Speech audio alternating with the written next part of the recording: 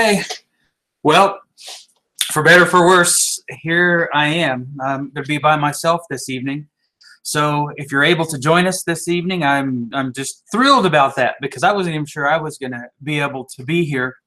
So we're looking forward to this. I was really thinking it would take me a lot longer to get set up and ready to go, but so it looks like I'm about 6 or 7 minutes ahead of my anticipated schedule. The reason I'm running late is because this has been one crazy beginning of the week. We had a pretty big scare with my wife here Sunday evening. Matter of fact, I'd been preaching for about 10 or 15 minutes, just hadn't even really got to develop my point yet, and my wife started having some heart issues during our service.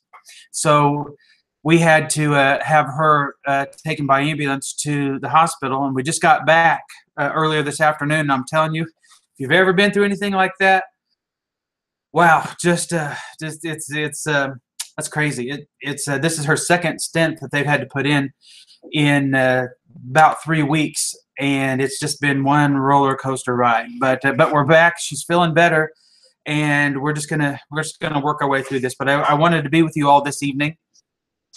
Trent's not with us. He is headed back to his I don't know, his second home, I guess you might say. But we're glad that you're here with us, and we're going to do the best that we can. I'm not set up tonight to take calls. I wasn't able to get that all squared away, but we're just going to do the best we can. I just want to get a few things out of the way before we get started. Lots and lots and lots of thank you so much for all the people who have been keeping us in your prayers and so concerned about us. I thank you so much. I just can't imagine how people can get through life without the love of their brethren, the prayers on their behalf to our loving and merciful Father above. I'm so thankful for that. I am so thankful for all of you and the desire that you have to learn the truth, and you and I are on together here tonight. And that's what it is. It's a journey. It's a trip for sure. I'll give you that much. But I'm very thankful for that. My wife and I are so very thankful for that. We're talking about some things that interest us tonight, this judgment. I want to say, come visit us. You will not find a more loving congregation, a congregation that's more suited in any way to carry out the gospel plan and God's eternal purpose. 2675 Kentucky Avenue. We're in Indianapolis, Indiana. Our zip code's 46221. And I'd certainly love to hear from you. You can send me a message on Facebook. That's probably the best way. I tried to check that. It's been pretty rough here the last month or two, but try to check that and make sure that I keep up on that. And that's very hard to do. But you can also send me an email at wfas@sbcglobal.net. Now that all that's out of the way, next Monday, right, is Christmas. So we won't be seeing each other before Christmas. So we got some Christmas stockings in the back and some things going on, and I hope that you are looking forward to. If you don't celebrate Christmas, I get that, and I'm fine with that. But this is certainly a wonderful time of the year, and we have had just a fantastic time being with friends and loved ones and family members, and being able to catch up a little bit. And yes, while some family get-togethers even talk about preterism. That's fantastic. Tonight we're going to talk about judgment. We're going to really continue from Matthew chapter 25. I'll be honest with you. This hasn't been my focus of study as of late. I've really been doing a lot of study on 1 Corinthians 15. I have a debate coming up. I'm sorry, honey. A public discussion. Possible. We're trying to work out the details with that, and it will probably be here somewhere in the next couple months, the end of February, probably. We were trying to get something together where we could have a lectureship or something like that. I just don't know if we're going to be able to get that done as soon as I would like to, but if not earlier this year, definitely later on this year, we'll try to get that accomplished. Outside of that,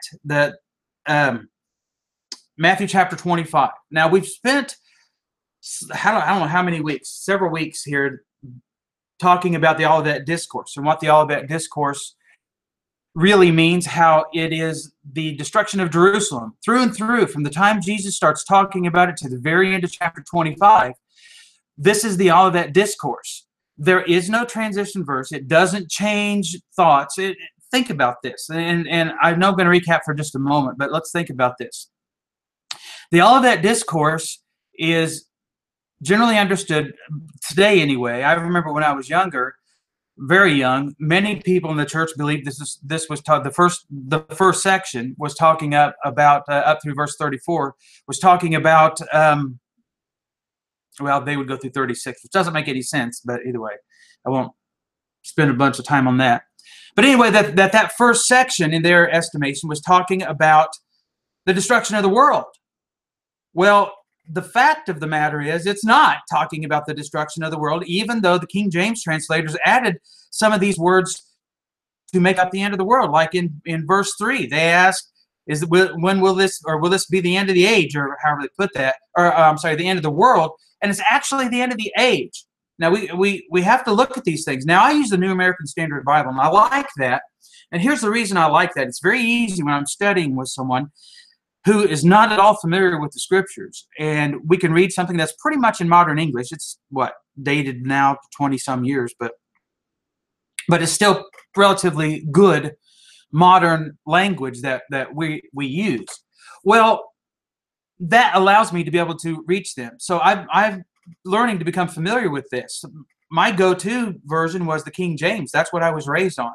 And when I look at the King James and I see all of these things that's in the King James Bible, and there's things that they did, and I see it here too, the New American Standard.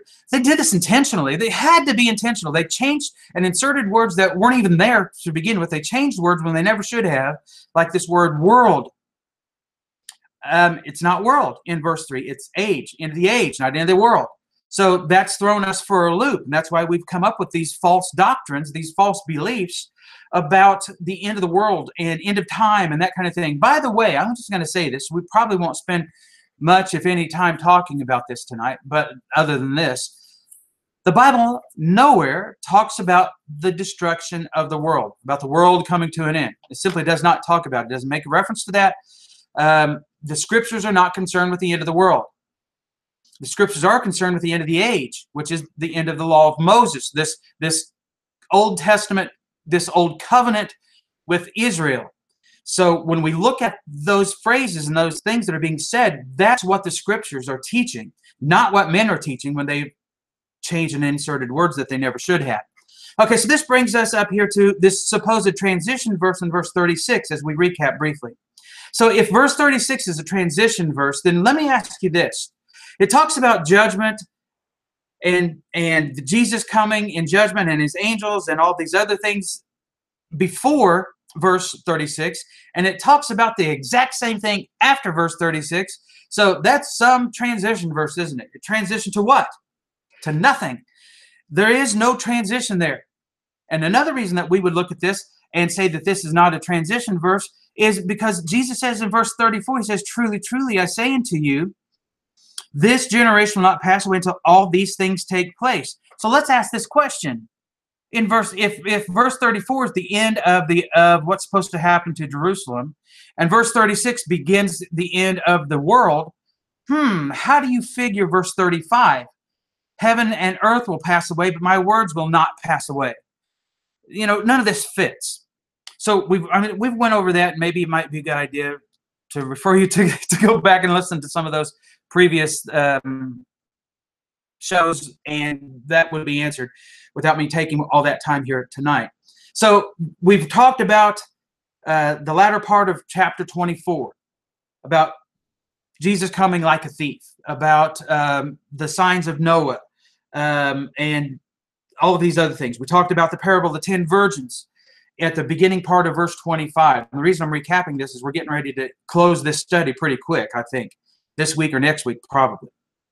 We talked about the parable of the 10 talents and made illustrations that these were things that they would have expected to happen in their lifetime. That's the reason Jesus used these illustrations, not some far-off generation, 2,000 years. Now, I have to say something real quick. If we are expecting By the way, Alan, I just noticed that you joined. I'm going to try to work on that tonight, so we'll get it shipped to you in the morning probably. So either way, just this has been a crazy weekend. But these things are supposed to take place in their lifetime. That was the language that Jesus was using. He was trying to illustrate and use things to illustrate his point that they would understand. That's called audience relevance. So that brings us up to this idea of judgment by the time we got to verse 31. I know I'm kind of skipping around a little bit, but I really want to spend time with this. Now, last week we talked about this judgment and how Jesus reigns. Now, how he reigns now. So we'll not spend any time going over that. I'll refer you to last week. But look here in verse 31. Here's what this says. This is Matthew 25 and verse 31. Now, these are the things that we're concerned with, because so many people are making a living off of scaring people half to death. And I know there's lots of local preachers here as well as all over the world who are taking the opportunity to really skew the view of eschatology from a scriptural standpoint to make it say something that it does not say. So they do that, and they scare their parishioners. I use a Catholic term for you. They scare their laity, another one. They scare the guy sitting in the pew or the guy listening on the radio or watching on TV into believing something that simply is not taught in the scriptures. But it's fantastic theatrics, isn't it?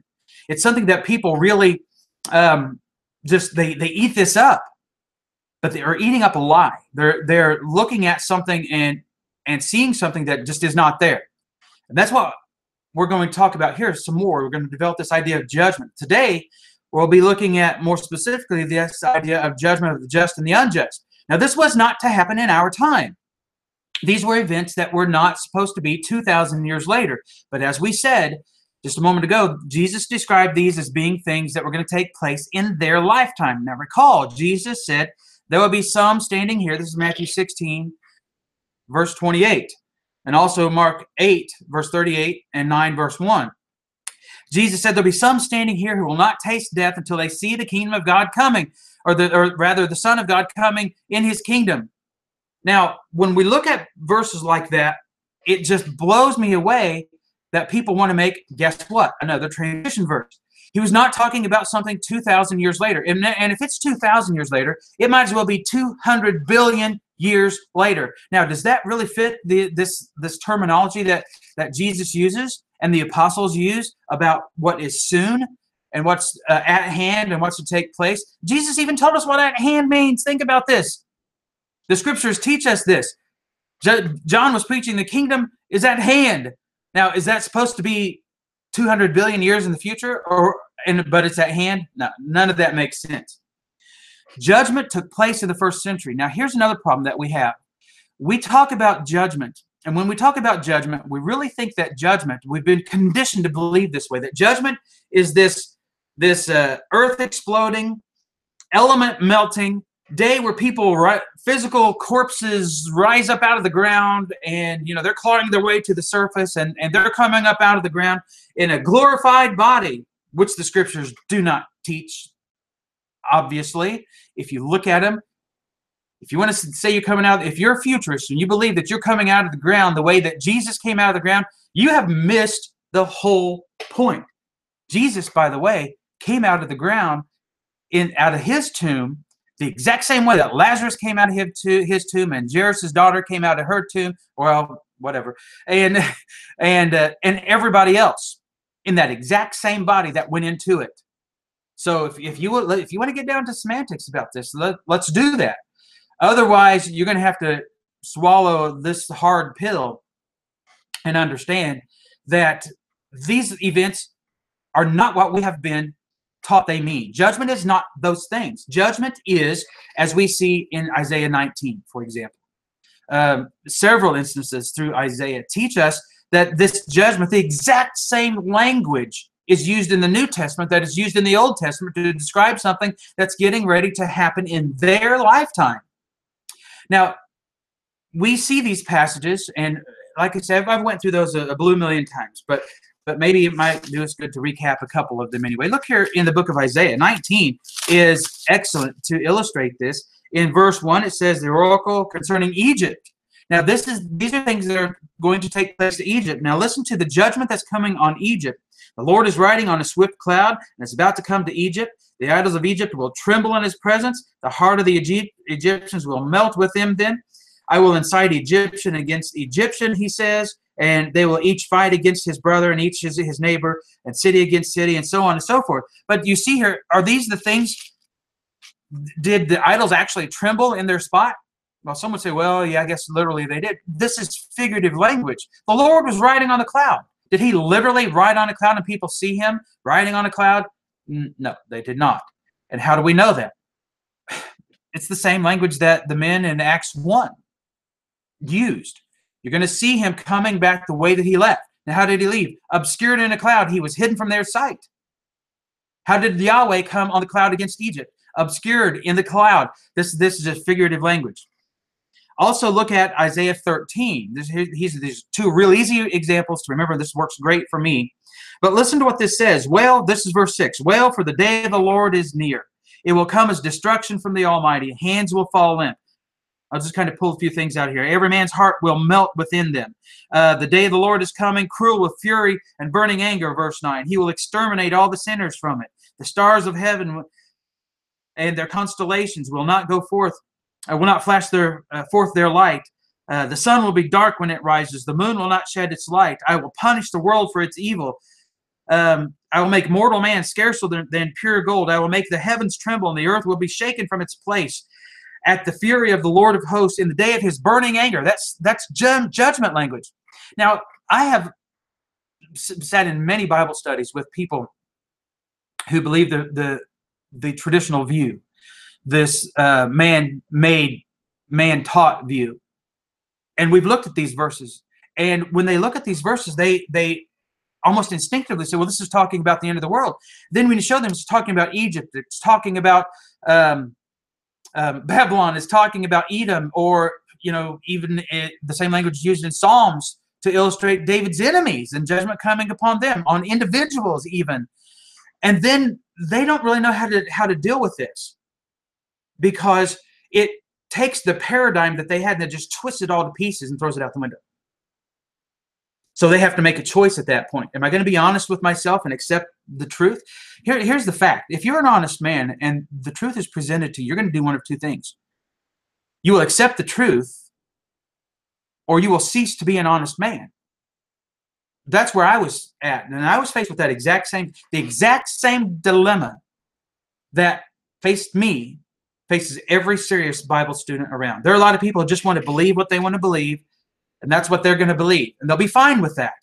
They're going to live their life in pure bliss, in ignorance, but in blissful ignorance, just like I did. Well, really, I can't say that I lived in blissful ignorance.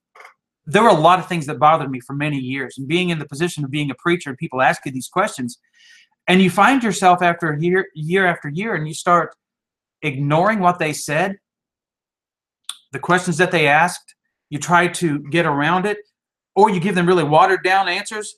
Like, and I never really used this one, but I've heard lots of preachers. I could never bring myself to use this explanation. But I've heard preachers say, well, guess what? That generation means it's going to happen quickly to the generation that it happens to. Well, how much of a premillennial position do you have to take to answer something like that? And yet people in the Lord's church are using that weak argument, and it doesn't work. When it comes to judgment here, and this judgment of the just and the unjust, there's some things that we have got to look at. Now let's do this. Again, we're here in Matthew 25, verse 31. He said, when the Son of Man comes in his glory and all the angels, we've already talked about this, what this means from all of that discourse, if you're just joining us. He will sit on his glorious throne, and all the nations will be gathered before him. Okay, so he talks about all these nations being gathered before him. And then you see what's taking place. He will separate them one from the other, and as a shepherd separates the sheep from the goats. So you see you have the just on one side and the unjust on the other side. Now, before we really go through the rest of this and read through the rest of this, let's talk about this. Where on earth or in heaven, in the spiritual plane, does Jesus get his teaching? Is he just making this up as he goes? Is this a new doctrine that has come about during the New Testament period? Or is there purpose to this, to what Jesus was saying? Now, I want to refer you back to earlier in the Olivet Discourse. And Jesus actually says in verse 15, therefore, when you see the abomination of desolation, oh, I just remembered you asked me a question about this and I never got around to it. I will get that. I apologize for that, dear brother. Anyway, verse 15. Therefore, when you see the abomination of desolation, which was spoken of through Daniel the prophet, standing in the holy place, let the reader understand, Matthew interjects, then those who are in Judea must flee to the mountains. So here's what he says. You need to go back and read Daniel. Let the reader understand. So when you see these things taking place, he said, when you see the abomination which makes desolate taking place, you need to go back and remember what Daniel taught about this. Now, this is not the only time in Scripture that we see something like this. Let me briefly illustrate this from 2 Peter chapter 3.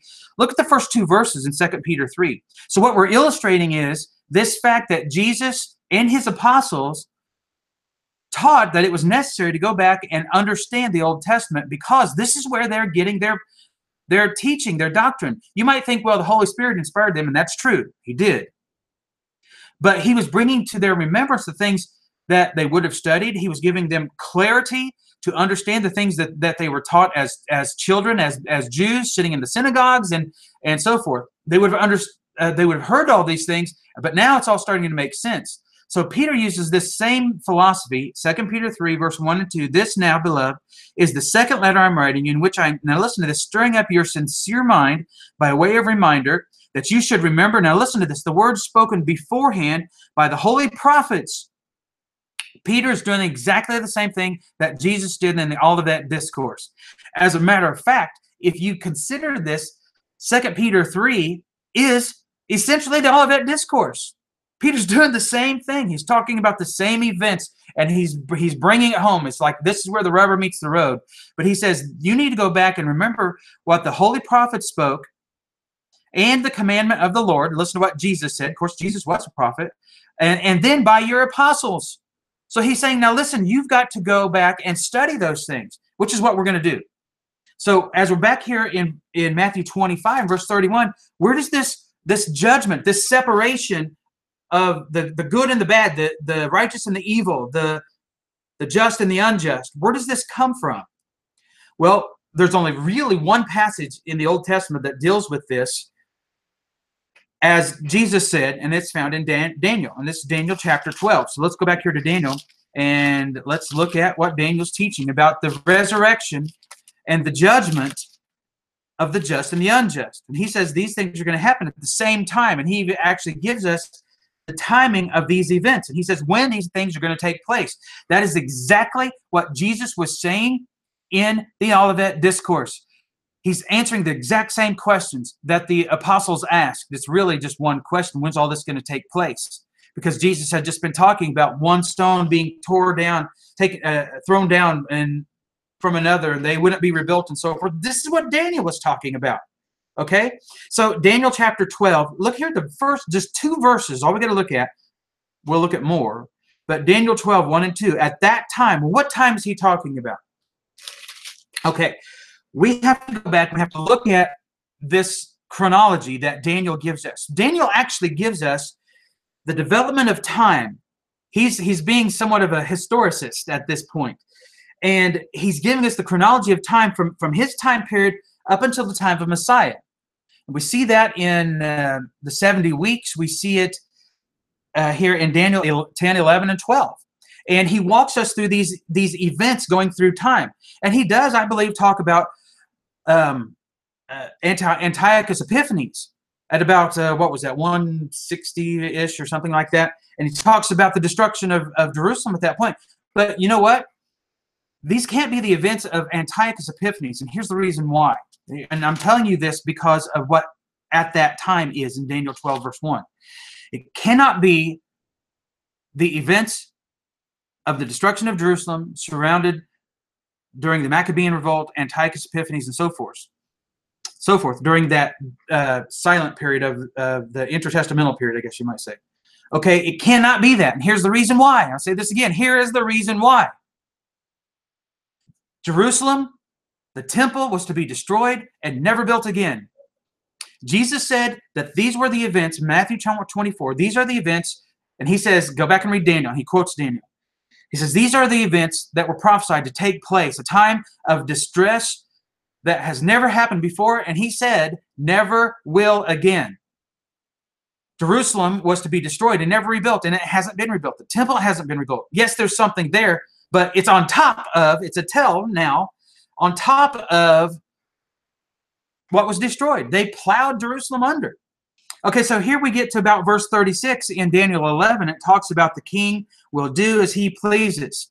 Now, when I see this, and I'm going to take virtually no time with this because I just want to do other things. I see this as being Herod and the time of Herod. And this leads us right up until the birth of Jesus and when Messiah would come. And during that time period of Messiah, at that time, chapter 12, verse 1, the great prince who stands guard over the sons of your people will arise, and there will be a time of distress such as never occurred. This is what Jesus was quoting in Matthew 24. Since there was a nation until that time. And at that time, your people, he's talking about the Hebrews, the Jewish people, Israel, Judah, everyone who is found written in the book will be rescued. Many of those who sleep in the dust of the ground will awake. Now here's our judgment of the just and the unjust. These to everlasting life, and others to disgrace and everlasting contempt. So when resurrection happens, at that time of Messiah, judgment occurs. Now, you and I have been taught, or at least I was, and probably most of you, if not all of us, I'm just pretty much going to say it's probably pretty much all of us have been taught that the resurrection is going to take place in the future.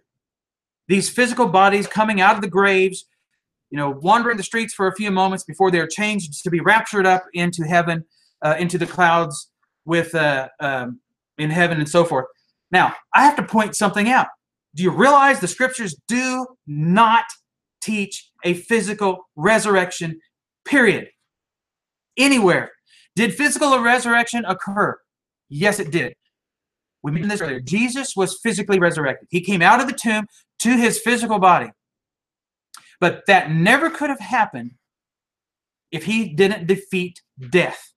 If he wasn't able to conquer and be victorious over death. Now, what is death? It's not physical death.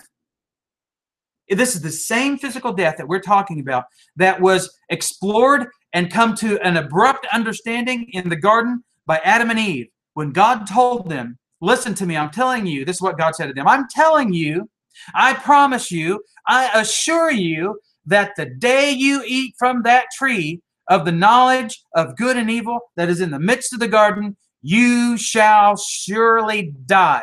Now, do you suppose the Lord God Almighty, Yahweh, was being more deceptive than the serpent? I mean, think about that. The serpent at least used the half-truth, and if God didn't really mean that, then he just plain old lied to them. Okay, we're not talking about physical death. We're not talking about a physical resurrection. As a matter of fact, I'll try to keep up with these comments a little bit here. Someone put in the comments here, or just shout really loud. I'm able to hear it. Put in the comments, show me the passage that uses the term physical resurrection together. Okay, so I'll just kind of be watching for this, and we'll be looking for a physical resurrection passage. The terms physical resurrection. You can't even find that in 1 Corinthians 15. Matter of fact, Paul directly addresses that issue and says, hey, this is a spiritual deal. Just look there in the latter part, about halfway through, 42 or so, in that section. So it's not a physical resurrection. It's not something physical. Okay, it's spiritual. So this is kind of a problem. Okay, so we know that the Sadducees did not believe in a resurrection. That's taught pretty plain and clear in the scriptures, right? My wife's shaking her head. She understands. We all understand that. We understand that the Sadducees believed there would be no resurrection. As a matter of fact, this is what started Paul in his journey. to being in bonds and chains and led to Caesar. But as the argument that ensued, and he kind of used that as a little bit of leverage to get out of it. But it ultimately fulfilled what he was supposed to do, speak to kings, which he did. Okay, so we see here this physical resurrection can't be found. This judgment of the just and the unjust perplexed even people in the first century. The Sadducees did not believe in a physical or in a resurrection at all. They believed there would be no resurrection. So what was it that caused the Sadducees to believe some of these things? I'm trying to remember where this is at. I think it's in Job chapter 7. This is one of the reasons, and I read this from some rabbinical commentary.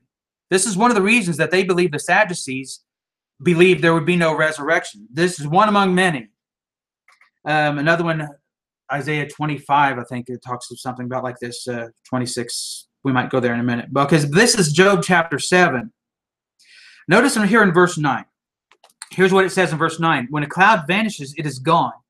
So he who goes down to Sheol does not come up. So they believed that Sheol was underneath the ground. When we went down there, this was not just an Egyptian belief or a Greek belief. This was a Hebrew belief based upon the truth of Yahweh. So obviously you can see how that would be perpetuated among even non-believers. But so he who goes down to Sheol does not come up. So Joel plainly says that when you go into Sheol, you do not come up. He will not return again to his house, nor will his place know him anymore. So it's for reasons like this and many other passages that the Sadducees believed that when you died, you were stuck in Sheol. That was as good as it would get. And there are lots of other reasons. Isaiah 59, verses 1 and 2 teaches that we're separated from God in Sheol. It doesn't talk about Sheol there, but that's the Hebrew concept. That you're separated from God in this place where you would be, if you were a Sadducee, for a couple hundred years they believed this. But Jesus dealt with them squarely, and I think refuted this to the point that they didn't believe anymore. And certainly after they proved that the Lord and his apostles proved to them, the Sadducees, the events surrounding 70 and the resurrection that took place at that time period at the destruction of Jerusalem, they were convinced, and Sadduceeism and the belief that there was no resurrection died. Now, why is that? Because they understood what took place, that Old Covenant Israel was destroyed, the law of Moses was taken out of the way, thrown into the lake that burns with fire, and the New Jerusalem appeared, and resurrection took place. The judgment of the just and the unjust took place at that time, exactly when Daniel said it would. You see? Judgment is not what we have been taught. Resurrection is not what we've been taught. This idea of Judgment Day, it can't be found. Okay, let's go back to Daniel 12 and continue looking at this. So Daniel prophesies, Jesus quotes. And he says, many of those who sleep in the dust of the ground, the verse 2, will awake, these to everlasting life, and others to everlasting contempt. That's the judgment of the just and the unjust. Now, you know where I'm going next. If you've studied this much, and probably plenty of you out there have done this, but we're going to look at John chapter 5. Okay, John chapter 5. Jesus is talking about this same issue. He's talking about judgment, which is what we're talking about. Now, when did this judgment occur? What was supposed to take place? Who was going to be judged? If you notice John 5, here in verse 28, it reads, do not marvel at this, for an hour is coming in which all who are in the tombs will hear his voice and will come forth. Those who did the good deeds to a resurrection of life. Resurrection and life takes place at the same time, but also resurrection to death takes place at the same time. Again, listen to this. Again, do not marvel at this, for an hour is coming in which all who are in the tombs will hear his voice and will come forth.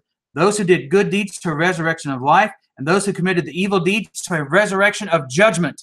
Now, he uses this term judgment here in a negative sense. You're not receiving life. You're receiving condemnation, judgment. This is obviously, it's a negative thing, okay? So when Jesus is talking about this, he says an hour is coming. But notice what he says here in verse 25. We got to keep this in context. He starts off with, truly, truly, I say to you, an hour is coming, and now is, when the dead will hear the voice of the Son of God, and those who hear will live. For just as the Father has life in himself, even so he gave to the Son also to have life in himself. Now, is he talking about salvation? I think he is. There are these dead people who are going to hear these things, according to Romans, the 7th chapter. They're going to hear these things. They're going to come to life. This is the gospel being preached. This is these at-hand things. But Paul talks about this life that he lived. Verse 7 of Romans 7, what shall we say then? Is the law sin? May it never be. On the contrary, we would not have come to know sin, except through the law, for I would not have known about coveting if the law had not said, you shall not covet. But sin, taking an opportunity through commandment, produced in me coveting of every kind. For apart from the law, sin is dead. I was once alive apart from the law. When he was innocent as a child, he said, I was alive apart from the law. I didn't know the law. Jesus said, let the little ones come to me, for of such is the kingdom of heaven. And I think this is what he's referring to here. But let's keep reading. But sin, taking an opportunity through the commandment, produced in me coveting of every kind. For apart from the law, sin is dead. I was once alive from the law, apart from the law. But when the commandment came, sin became alive, and I died. So sin became alive. It became alive in me. And he said, when that happens, I died. It is appointed unto each one of us to die. And after this comes judgment. You are judged when you die. Yes, in this life. Judgment comes upon you, upon us today. This is the practical part of preterism. This is, how do I put this? I try to read comments and everything else too. You die. You die at some point in your life. You're no longer in that safe relationship with the Lord. You become cognizant of sin. You become accountable for sin.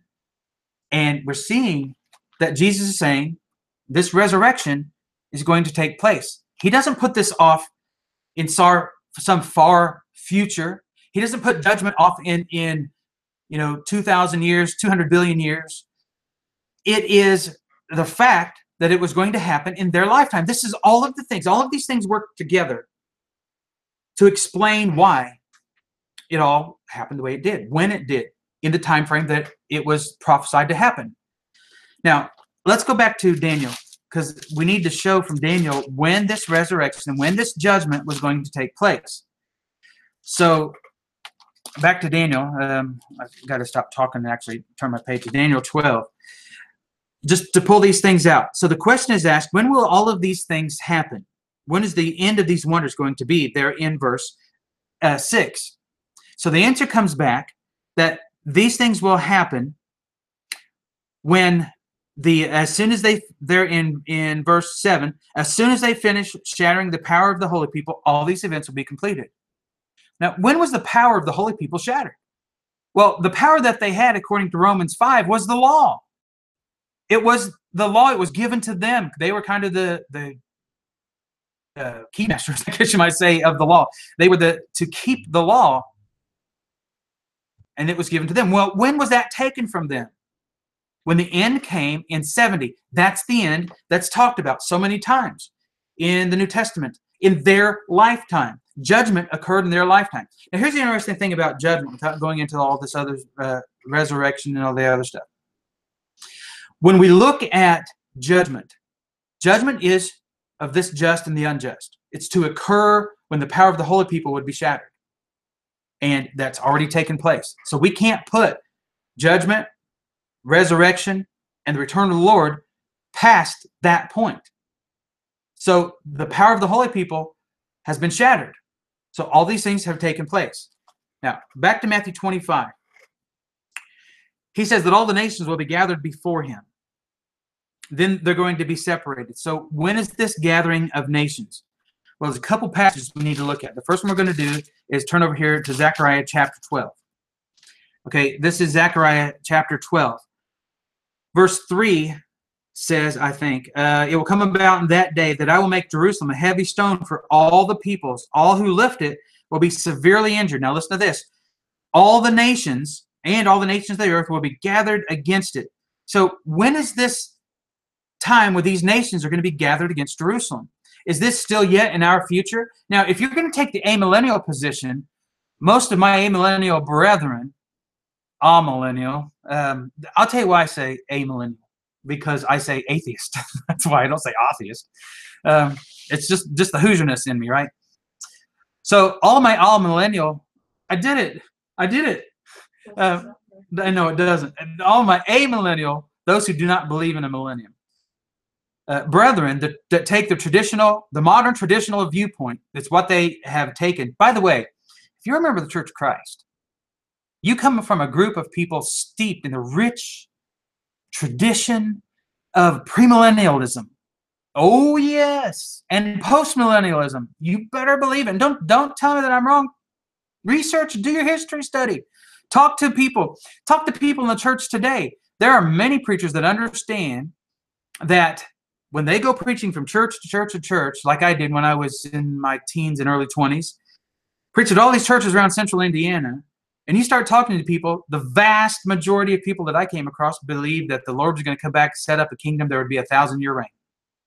They just didn't know about it. The only thing they knew, there wouldn't be a rapture. Really? That was all they were really sure about. But they really weren't even sure about that. And that's the position. The reason it's so popular is because that's what everybody teaches. All denominations. You start at A and you go to Z in the denominational world, and that's what they all teach, except for those who understand the first century truth. There's no rapture in our future. It's not going to happen in our lifetime or ever. There's not going to be a final judgment day, and the earth's not going to be blown to bits. And the elements are not going to melt with fervent heat. And I know you're saying, well, 2 Peter 3 teaches that. No, it doesn't. It teaches that the elements of the law, the rudiments of the law, the stoichion, the Greek word for elements, is what is going to be dissolved. Now, you get around that one. Let's see how much, if you're honest, you're going to hold on to that traditional teaching once you start seeing what these words actually mean, not what you've been told they mean. Okay, anyway, so back here to Zechariah 12. When were these things? When was this going to take place? When were all these nations going to be gathered against Jerusalem? When it was encircled. When this becomes a stone, a cup that causes reeling to all the peoples around. Look there, I'm reading here from verse 2, Zechariah 12. It will also, or when the siege is against Jerusalem, it will also be against Judah. So yes, it was encircling this city in Rome, in the Roman world, but it was against Judah. This is judgment on who? Yeah, now you see it. Judah, Israel, and all the nations of the earth will be gathered against it. In that day, verse 4, declares the Lord, I will strike every horse with bewilderment. And he goes on and he talks about all these things. Verse 6, in that day, I will make the clans of Judah like a firepot among the pieces of wood, and a flaming torch among the sheaves. In verse 8, in that day, the Lord will defend the inhabitants of Jerusalem, and just on and on and on. Look at verse 9. In that day, I will set about to destroy all the nations that come against Jerusalem. You know, something that sounds like a great battle's getting ready to take place, and lots of bloodshed, and lots of people dying in a very physical sense, and that's exactly what happened in 70. It's the last time that it happened in regards to Israel and Judah and Jerusalem. We might say, oh, well, it happened in World War II with Hitler. That has nothing to do with biblical eschatology. All things fulfilled by the destruction of Jerusalem in that time period. That's what preterism is. You might say, well, I'm not a preterist. Yes, you are. Do you believe that there are any prophecies that took place in the past? Seriously, let's answer this question for me. Do you really believe that there's any prophecy in the Old Testament or the New Testament that has taken place in the past? You have to say yes. You have to say yes to this. There are so few people that would actually say, well, no, they're all still yet to be fulfilled. That's impossible. You are a partial preterist at best, or at worst, depending on if you're half full or half empty, right? So you're a partial preterist no matter how you look at this. We started this one about a year ago now. Right? Yeah, about a year ago.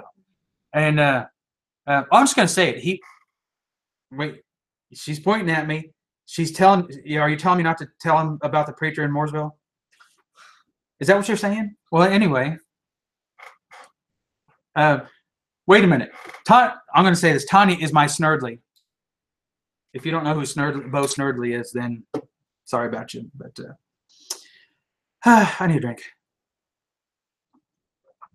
I'm hitting the hard stuff tonight. It's water.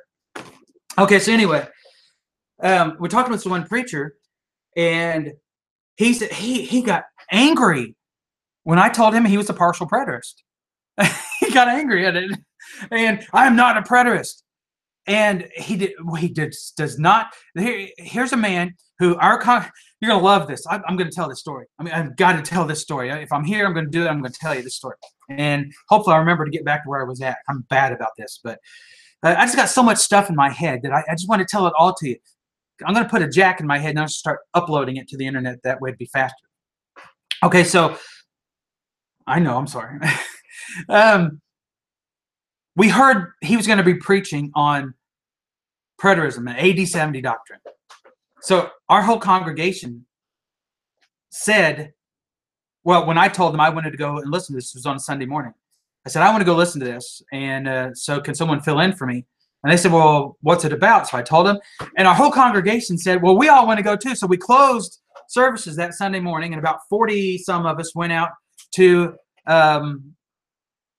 this congregation, this aforementioned congregation, which I have to rewind to get that because I shouldn't repeat it twice, right, honey?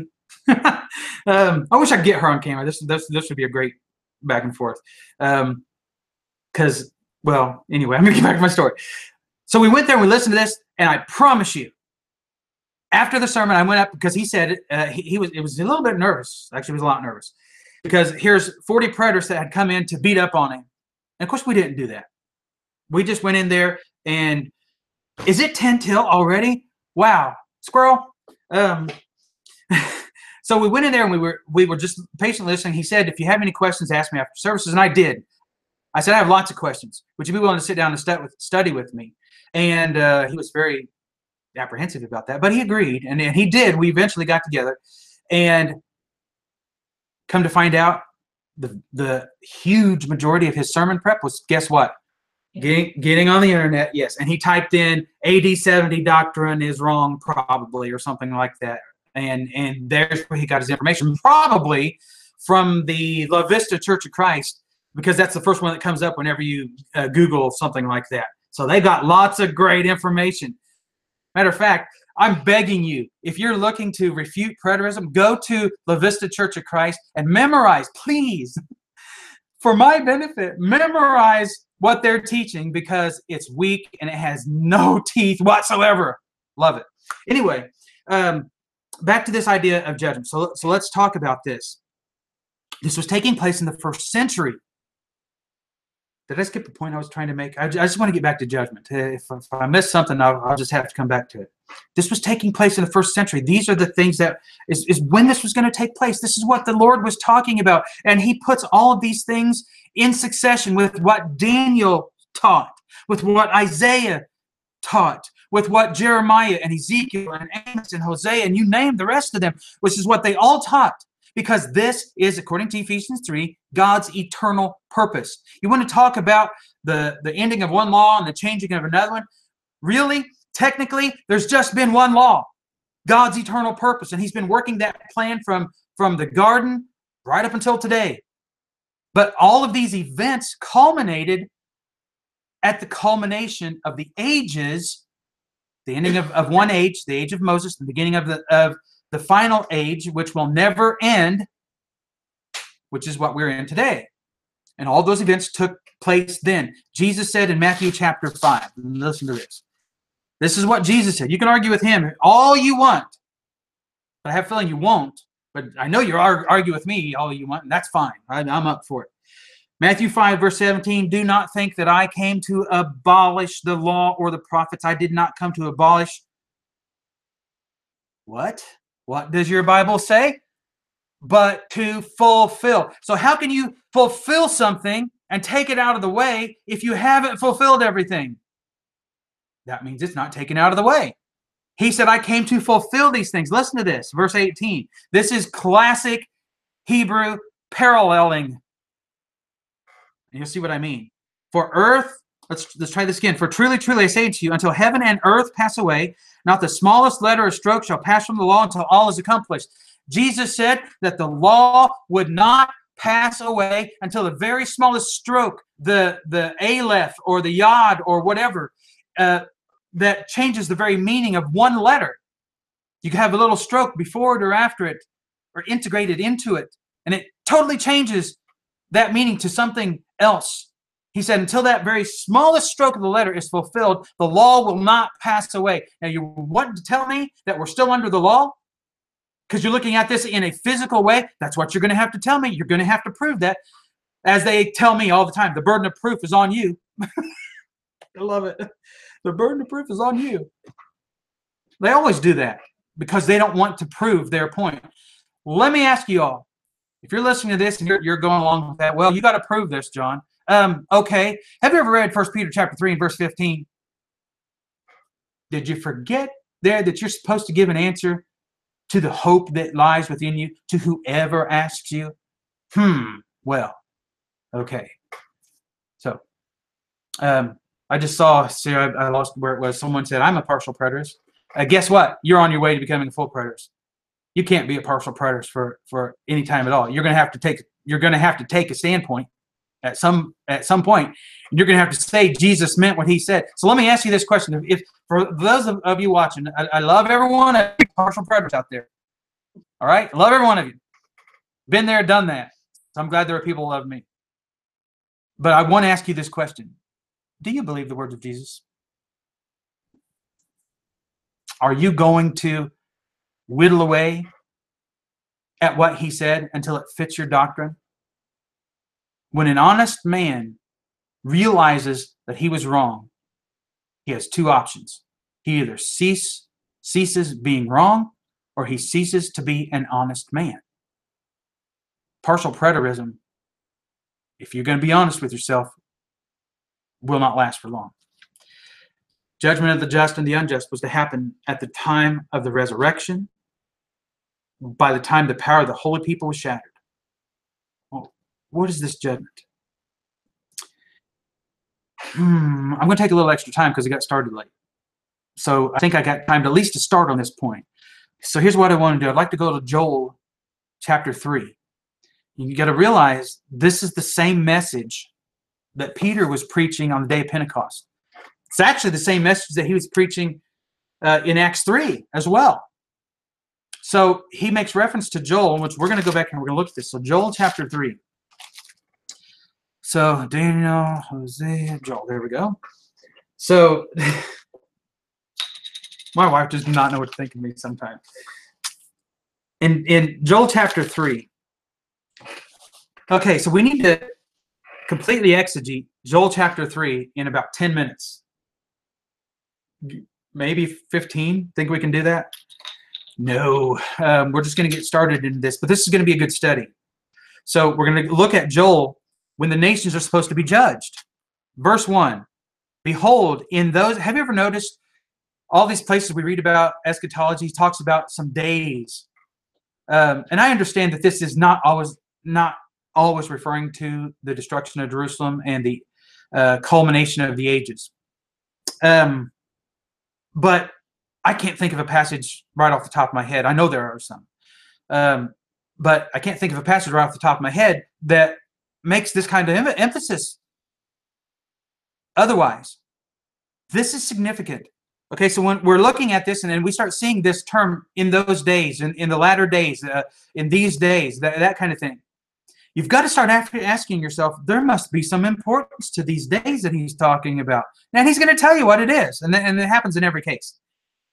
For behold, in those days, Joel 3:1, and at that time, in those days and at that time, this is getting very specific. Here's our time statements. When I restored the fortunes of Judah and Jerusalem. Well, when was that? Well, they had been separated. The diaspora had happened. The 10 northern tribes had hightailed it, blah, blah, blah, yada, yada. We see that. Peter talks about it and so on. So he says, when I restore the fortunes of Judah and Jerusalem, When is this? Is this a physical thing? Is this what the apostles were asking about in Acts 1? Remember what they said? Let's go over here and look at this real fast. Acts chapter 1. Here, Jesus is getting ready to blast off into heaven on a cloud, right? 10, 9, 8, 7, 6, 5, 4, 3, 2, 1. Blast off! Stray cats? Am I the only one that knows that? Okay, I'm telling my age. Okay, so in Acts 1, Jesus is getting ready to ascend into heaven. Verse 6, so when they had come together, they were asking him, saying, Lord, is it at this time? Wait a minute, what time? Here it is again. This time, that day, so on. Is it at this time you are restoring the kingdom to Israel? Are these fortunes? Is this Joel 3? Was Peter asking, is this what I'm going to get right? Is this what I'm preaching on here in a little while? Is this my sermon prep? Many of them did think very linear, very physical. Some of them did take Ezekiel 37 to be a literal resurrection. So the whole house of Israel would be restored at this point, although they knew it was not literal, physical. Because Ezekiel 37, Ezekiel says this is the whole house of Israel, day one to the end, from Moses all the way, from Abraham, really, the promise began all the way through Moses. Is this the whole house of Israel? Joel 3, verse 1, behold, in those days and at that time, when I restore the fortunes of Judah and Jerusalem, I will gather all nations and bring them down to the valley of Jehoshaphat. Then I will enter into judgment with them there. Did all of the nations come against Israel and Jerusalem in the first century? Well, there's only one obvious answer to that, and that answer is no, they did not. Not in a literal sense. Every nation of the earth. What about the nations in China? Is that what he's talking about? Okay, we have to look at the scriptures and see that he's talking about not every last nation on earth. But let's read this. Let's see if this makes sense this way. Ready? I will gather all the nations and bring them down to the valley of Jehoshaphat. They will enter into judgment, and I will enter in judgment with them there. Are these the nations of the earth? Every nation? Or is these the nations of Israel? Let's keep reading. Then I will enter into judgment with them there. Who is being judged? On behalf of all my people and my inheritance Israel, whom they have scattered among the nations. Who's he talking about? Who is scattered among the nations? And they have divided up my land. They've also cast lots for my people and traded a boy for a harlot and sold a girl for wine that they may drink. Okay, so when all of these nations are gathered together and judgment comes upon Israel, what is he talking about? I wish I had a definitive answer for you, because we could go this way and we can go that way. But when we look at what took place, we look at Peter was writing to the diaspora, those who had been scattered abroad. I'm really starting to ask some questions when I'm seeing these things. Okay? Listen to this. This is 1 Peter chapter 1, verse 1. Peter, an apostle of Jesus Christ, to those who reside as aliens, scattered throughout Pontus, Galatia, Cappadocia, Asia, Bithynia, who are chosen according to the foreknowledge of God and the Father by the sanctifying work of the Spirit, to obey Jesus Christ, to be sprinkled with his blood. May grace and peace be yours in the fullest measure. So who is he talking about? Those scattered abroad. That's Joel 3. 1 Peter 1, verse 1 and 2, I guess, is Joel 3.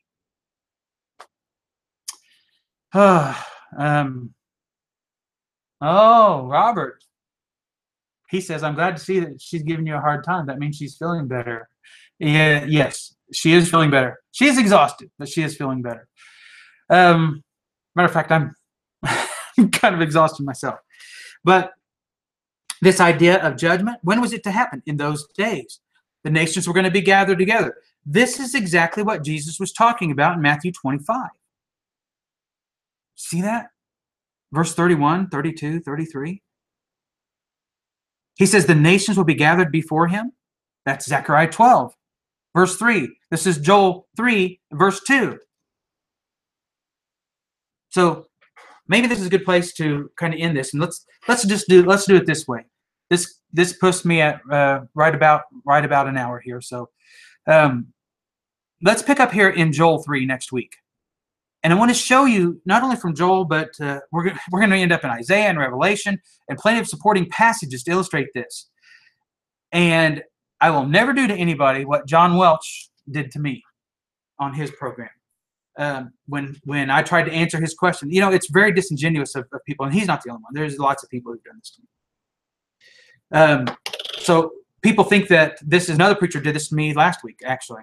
And as a matter of fact, this happens every week. So it's not just one guy. So here's what people do. Because they can't answer the questions, they won't let you answer the question. They want to camp on one verse, like he was doing with Acts 1, 9 through 11. Don't you dare leave that. And I tried to say, when you talk about baptism, do you use any other supporting verses to illustrate your point?